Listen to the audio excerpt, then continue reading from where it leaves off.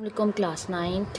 बेटा last time हम लोग एग्जाम्पल नंबर 5 तक कर चुके हैं, चैप्टर नंबर 8। आज हम लोग नेक्स्ट टॉपिक शुरू करेंगे, मैथमेटिकल प्रूफ। ठीक है, हमारे पास प्रूफ का मतलब होता है सबूत देना किसी चीज़ का। ठीक है, सबूत होना, कोई बात जो करते हैं हम, ठीक है, उसको सही प्रूफ करने के लिए क्या देते हैं, सबूत देते हैं। ठीक है, उसको बोलते हैं मैथमेटिकल प्रूफ। अब हम लोग को स्टेटमेंट को दुरुस्त प्रूफ करना होगा ना, तो हमें क्या देना पड़ेगा, साथ में कोई प्रूफ देना पड़ेगा, कोई सबूत देना पड़ेगा। यहाँ उसने आसानी से एग्जाम्पलों के साथ समझाया हुआ है। कहते हैं suppose Fayaz is a student of grade 9। लेट कर ले हमारे पास फयाज है, ठीक है, वो स्टूडेंट है क्लास 8 का। वन डे ही अराइव्ड होम लेट। एक दिन वो क्या घर में लेट पहुंचता है, due to heavy traffic in the city, क्योंकि शहर में क्या होती है, ट्रैफिक होती है। His father however suspected that Fayaz had not gone to school. उसका अब फादर ये सोचता है, उसका अबू ये सोचता है कि फयाज है ना, वो स्कूल नहीं गया आज, and instead spend the day elsewhere, ये पूरा दिन कहीं और गुजार के आ गया। To address his concern his father asked, ठीक है, और उसका बाप उससे ये सवाल पूछता है, टेल मी द ट्रूथ, हम मुझे सच्ची बात बताओ। Did you go to school today, क्या तुम आज स्कूल गए थे। फयाज रिस्पॉन्ड, फयाज ने जवाब दिया, सेइंग यस आई डिड, जी मैं गया था। स्टिल डाउटफुल हिज फादर, उसके अबू को पूछने के बाद भी उसे डाउट है उस पर। ठीक है, उसका फादर पूछता है, what proof do you have, क्या तुम्हारे पास कोई सबूत है, कोई प्रूफ है, डैट यू अटेंड स्कूल, कि तुम स्कूल गए थे। To satisfied his father concern, उसने अपने अब्बू को सेटिस्फाई करने के लिए, Fayaz says that my classmate Ahmed went to school with me, कि मेरा एक क्लासमेट है, ठीक है, अहमद, जो कि मेरे साथ स्कूल गया था, and could confirm with him, आप उनसे क्या कर लें, कन्फर्म कर लें। But his father was still not convinced by his word, लेकिन उसका जो अब्बू है वो अभी भी कन्विंस नहीं हुआ है उसके अल्फाज से। Now how will he proved his father claim that, अब वो उसके अपने बाप के दावे को कैसे साबित करे, that he could to school और नॉट, कि वो स्कूल गया था या नहीं गया था। To prove his father claim, उसके बाद बाप के दावे को प्रूव करने के लिए Fayaz would need to present some evidence. अब फयाज को क्या देना पड़ेगा, कोई एविडेंस देना पड़ेगा। लाइक किस तरह का evidence, like his attendance for that day, उस दिन की वो अटेंडेंस, स्कूल जाए और अपनी अटेंडेंस लेके आए उस दिन की। ठीक है, या फिर कोई पिक्चर वगैरह बना के अपने बाबा को चेक करवाए। ठीक है, which was recorded in the school attendance register, जो कि हमारे पास स्कूल अटेंडेंस रजिस्टर में रिकॉर्ड होता है। और सीसीटीवी कैमरा, या फिर ये भी हो सकता है वो सीसीटीवी कैमरा से अपनी फोटेज निकाले और शो करवा दे। ठीक है, school to prove that he was indeed present that day. ठीक है, तो ये हमारे पास क्या है, अगर एक चीज़ है उसको क्या करना है, अब वो उसका अबू कह रहा है कि मुझे सबूत दो, तुम स्कूल गए थे। ठीक है, तो उसको अब सबूत देना पड़ रहा है। ठीक है, तो सबूत के लिए या तो वो अटेंडेंस रजिस्टर ला के दिखाएगा, या फिर सीसीटीवी फुटेज दिखाएगा, उससे ये प्रूव हो जाएगा कि ये आज स्कूल गया था। नेक्स्ट है कंसिडर एनदर सिचुएशन, एक और सिचुएशन लेने लगे हैं। You have bought a mobile phone with the warranty of about 1 year, आपने एक मोबाइल फ़ोन ख़रीदा है और उसकी गारंटी कितनी है, हमारे पास 1 साल की है। About after using the mobile phone for a few days, कुछ दिन मोबाइल फ़ोन इस्तेमाल करने के बाद, your mobile phone break down, आपका मोबाइल क्या है जी, टूट गया। So you take it to the mobile company और सर्विस प्रोवाइडर, आप मोबाइल कंपनी के पास या सर्विस प्रोवाइडर के पास वापस जाएंगे। The customer support representative will ask you for proof if you want to claim mobile phone warranty. ठीक है, अब हमारे पास आपके पास क्या है, 1 साल की उसके पास वारंटी है, तो आपको क्या करना पड़ेगा, उस दुकान पे जाके आपको प्रूफ करना पड़ेगा कि आपके पास इसकी 1 साल की वारंटी है। To claim the warranty on the mobile phone you must present the warranty card, अब आपको क्लेम कर रहे हैं कि आपके पास वारंटी है मोबाइल फ़ोन की, उसको प्रूव करने के लिए आपके पास क्या होना चाहिए, वारंटी कार्ड होना चाहिए, डॉक्यूमेंट्स प्रूव होने चाहिए आपके पास। To the customer service representative, ठीक है, आप उसको दिखाएं। Generally we have to prove and disprove many claim, कहते हैं फिर आप क्या कर सकते हैं, उसको प्रूव कर सकते हैं या फिर डिसप्रूव कर सकते हैं अपने दावे को। And statement in our daily life routine, इसी तरह हम अपनी डेली लाइफ की ज़िंदगियों में, ठीक है, अपनी डेली लाइफ रूटीन में भी बहुत सी चीज़ों को साबित कर लेते हैं और बहुत सी चीज़ों को साबित नहीं कर पाते। इन mathematical proof provide the evidence that a statement is correct, अब मैथमेटिकल प्रूफ में हम किसी स्टेटमेंट जब बोलते हैं तो उसको करेक्ट या इनकरेक्ट साबित करने के लिए हमें एविडेंस देने पड़ते हैं। Demonstrating a logical sequence of step that lead to final conclusion, उसको देखने के बाद फिर हम फाइनल कंक्लूजन निकालते हैं, आया आप जो प्रूफ दे रहे हैं वो दुरुस्त है या फिर ठीक नहीं है। ठीक है, इसके रेलिवेंट हमारे पास एग्जाम्पल है। एग्जाम्पल नंबर 6 कह रहे हैं prove the following mathematical statement. अब हमें ने स्टेटमेंट दे दी है बेटा, हमने इसे प्रूव करना है। ठीक है, पहली स्टेटमेंट है if x is an odd integer. x हमारे पास क्या है, एक ओड इंटीजर है। ठीक है, ओड इंटीजर वो इंटीजर होते हैं जो 2 पे डिवाइड नहीं होते। ठीक है, then X square is also an odd integer. तो प्रूव ये करना है कि एक्स स्क्वेयर भी क्या होगा, हमारे पास ओड इंटीजर होगा। तो ये करने से पहले ना ये नोट लिखा हुआ है, ये पहले पढ़ लेते हैं। कहते हैं इफ़ एक्स अगर ओड हो then x can be expressed in the form. ठीक है, तो हम एक्स को किस फॉर्म में लिखेंगे, 2k+1 for some k belong to z। ठीक है, ये हमारे पास लिखेंगे ओड नंबर को लिखने की रिप्रेजेंटेशन है, उसको ऐसे लिखते हैं। अब देखें k की जगह 1 पुट कर लें बेटा, 1 पुट करें तो 2+1 3 आएगा। 3 क्या ओड नंबर।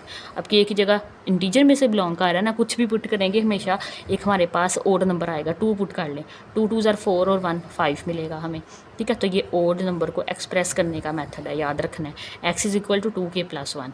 अब यही हम यहाँ पे यूज़ करेंगे। Let x be an odd integer then by defining of an odd integer we can express as an. ठीक है, हम क्या करेंगे, डिफाइन करेंगे ओड इंटीजर को, तो हम उसको ऐसे लिख सकते हैं s is equal to 2k+1 for some k belong to integers.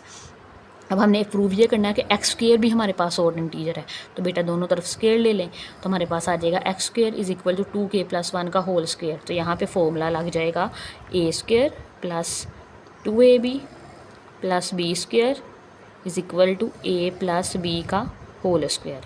ठीक है, ये आपको आता होगा फॉर्मूला। ये हमारे पास a है और ये b है, तो यहाँ पे लगा a का स्क्वेयर, तो a 2 2 और 4 हो जाएगा और k का स्क्वेयर। और यहाँ हमारे पास आ जाएगा 2 × 2k और साथ में 1 आ जाएगा। ठीक है, 2ab 2 2 ज़ार 4k आ जाएगा और 1 का स्क्वायर लेंगे तो 1 आएगा हमारे पास। अब फर्स्ट 2 में से बेटा कॉमन आ रहा है, 2 कॉमन आ रहा है। ठीक है, तो ये 2 कॉमन आ गया, तो अंदर क्या रह गया 2k² प्लस 2k+1। ठीक है, इसको क्या किया है, इसको m के इक्वलेट कर लिया। इस चीज़ को क्या किया हम लोगों ने, m के इक्वलेट कर लिया, जो कि हमारे पास कहते हैं ये इंटीजर्स में से बिलोंग करेंगे। तो एक्स स्क्वायर हमारे पास क्या आ गया 2m+1। तो ये किसकी डेफिनेशन है, ये ओड नंबर की डेफिनेशन है ना। तो for some m belong to integers. अब ये प्रूव हो गया। x हम लेके चले थे कि 2k+1 है, तो हमने एक्स स्क्वायर को भी इसी फॉर्म में लिख दिया। ठीक है, तो फिर एक्स स्क्वेयर भी क्या हो जाएगा, ओड इंटीजर हो जाएगा हमारे पास। Therefore X square is odd integer by definition of an odd integer. हमारे पास डेफिनेशन के मुताबिक अब एक्स स्क्वेयर भी क्या हो जाएगा, ओड इंटीजर हो जाएगा। नेक्स्ट बेटा बी पार्ट है हमारे पास, the sum of 2 odd integer is a even number. कहते हैं दो ओड इंटीजर का हम लोग जमा करें, सम करें, क्या मिलता है, इवन नंबर मिलता है। करके देख लेते हैं। ये देखें हमारे पास 3 एक ओड नंबर है, 5 भी ओड नंबर है, तो हमारे पास क्या आएगा 8 आ रहा है और 1 हमारे पास इवन नंबर है। ठीक है, इवन नंबर वो होते हैं जो 2 पे डिवाइड हो जाएं। अब इसको प्रूव करना है हम लोगों ने। इससे पहले इवन नंबर की डेफिनेशन देख लेते हैं, नोट में लिखी हुई है, जैसे नोट में ऊपर ओड नंबर की लिखी हुई थी। If x is an even integer, अब x हमारे पास बेटा इवन इंटीजर है, then x can be expressed in the form. तो हम x को किस फॉर्म में लिखेंगे, x is equal to 2k की फॉर्म में लिखेंगे for some k belong to integer. अब k की जगह 1 पुट करें तो 2 1 ज़ार 2 आ जाएगा, 2 पुट करें 2 2 ज़ार 4 3 2 ज़ार 6, मतलब सारे हमारे पास ओड नंबर इवन नंबर मिलते हैं। ठीक है, इसका प्रूफ देखते हैं। Let x and y be odd integer, 2 number है ना, दोनों को सम करके हम लोगों ने इवन नंबर बनाना है। लेट कर लिया कि एक्स और वाई दोनों हमारे पास क्या है, ओड नंबर है। Then by definition of odd number we can express x and y. तो हम लोग एक्स को ऐसे रिप्रेजेंट कर सकते हैं। ठीक है, दोनों ओड नंबर है according to definition of odd number. 2k+1 2n, हमने वहाँ पे वेरिएबल चेंज कर लिया। ठीक है, आप कुछ भी रख सकते हैं। For some k and n belong to integer, दोनों को ऐड करें। एक्स हमारे पास है 2k+1, वाई हमारे पास है 2n+1। ठीक है, ब्रैकेट्स ख़त्म करें तो 2k प्लस 2n 1+1 आ गया हमारे पास। यहाँ से आ गया 2k प्लस 2n प्लस 1+1 2 आ जाएगा हमारे पास। ठीक है, यहाँ पे एक स्टेप करना है तो आप कर लें, डायरेक्ट कर दिया, 2n प्लस 2 आ जाएगा। अब इनमें से थ्रो आउट 2 कॉमन ले लें। ठीक है, 2 कॉमन ले लिया, k प्लस n प्लस 1 हमारे पास 2m के इक्वल आ गया। अब k भी इंटीजर था, n भी इंटीजर है, तो 1 भी इंटीजर है, तीनों को सम कर से हमारे पास एक इंटीजर ही आएगा, तो इज इक्वल टू m आ गया हमारे पास और ये बिलोंग कर जाएगा इंटीजर में से। अभी देखें 2m किस फॉर्म में लिखा हुआ है, इसी फॉर्म में लिखा हुआ है ना, तो ये किसकी डेफिनेशन है, इवन इंटीजर की। x प्लस वाई इक्वल आ गया 2m for some m belong to integers. Therefore x plus y is an even integer by definition of even integer. अब x प्लस वाई हमारे पास क्या आ रहा है बेटा, एक इवन इंटीजर आ रहा है according to definition of even integer. तो बेटा हमारे पास एग्जाम्पल नंबर 7 है, ये थोड़ी सी हट के है, ये हमने BS लेवल पे पढ़ी थी जाके, ठीक है, उन्होंने 9th में आपके डाल दिए हैं। चलें इसे करते हैं, आसान है वैसे, मुश्किल नहीं है। Prove that for any two non empty sets A and B। बेटा प्रूव ये करना है कि हमारे पास दो नॉन एम्प्टी सेट्स हैं A एंड B, ठीक है, मतलब नॉन एम्प्टी से मुराद है A और B में कुछ ना कोई एलिमेंट्स भरे होंगे, खाली नहीं है। प्रूव ये करवाना है A यूनियन B होल का कंप्लीमेंट, ये जो ऊपर डैश लगी हुई है ना, इसे कंप्लीमेंट बोलते हैं, is equal to A complement intersection B complement. अब ये कंप्लीमेंट क्या है, फ़र्ज़ कर ले ये A कंप्लीमेंट है ना, ये हमारे पास बेटा अगर छोटी क्लास में पढ़ते होते हैं, ये हमारे पास यूनिवर्सल सेट है U, ठीक है, और दरमियान में एक सेट पड़ा हुआ है A, ठीक है। हमने क्या A डैश क्या होता है U माइनस A, ठीक है। ए कंप्लीमेंट का मतलब है वो तमाम एलिमेंट जो यू में मौजूद हो लेकिन ए में मौजूद ना हो, तो इसका ये वाली चीज़ हम ड्रॉ करेंगे, ठीक है। मतलब ए सेट कंप्लीमेंट से मुराद है ए सेट वाले एलिमेंट इसमें नहीं है, ए सेट के अलावा बाकी जो एलिमेंट होंगे वो इंक्लूड होंगे, ठीक है। कंप्लीमेंट से ये मुराद है।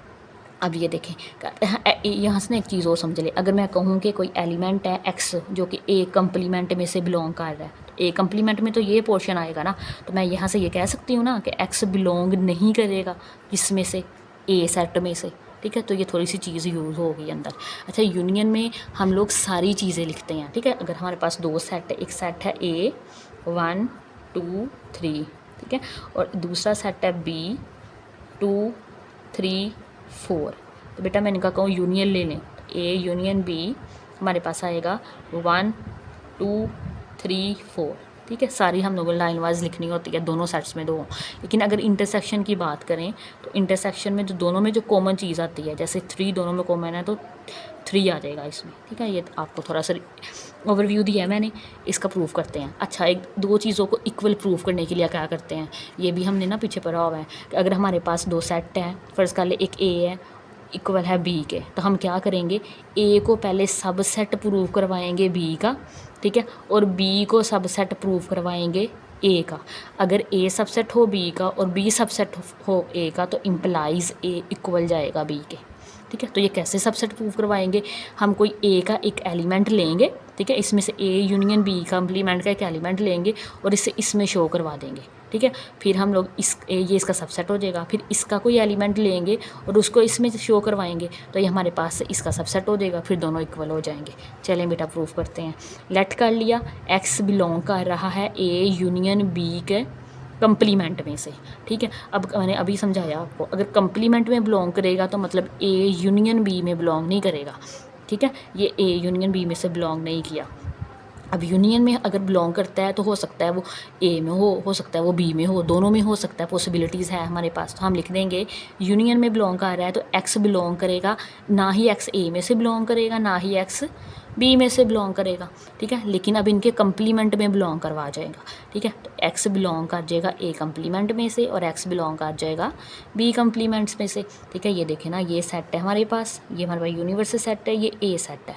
अगर हमारे पास ये A सेट है, अगर कोई एलिमेंट X A में से बिलोंग नहीं कर रहा, मतलब यहाँ पे बिलोंग कर रहा है ना, फिर X यहाँ पर आ हुआ है, तो X कहाँ बिलोंग करेगा, फिर X ये A कंप्लीमेंट में से बिलोंग कर जाएगा, तो X A कंप्लीमेंट में से बिलोंग कर गया, इसी तरह X B कंप्लीमेंट में से बिलोंग कर गया। अब दोनों में से बिलोंग कर रहे जो चीज़ वो कहाँ जाती है, इंटरसेक्शन में चली जाती है, तो X बिलोंग करेगा A complement intersection B complement, तो X बिलोंग कर गया इसमें से, इज़ एन आर्बिट्रेरी एलिमेंट है। अब तो समझ आता कोई भी एलिमेंट लिया हम लोगों ने।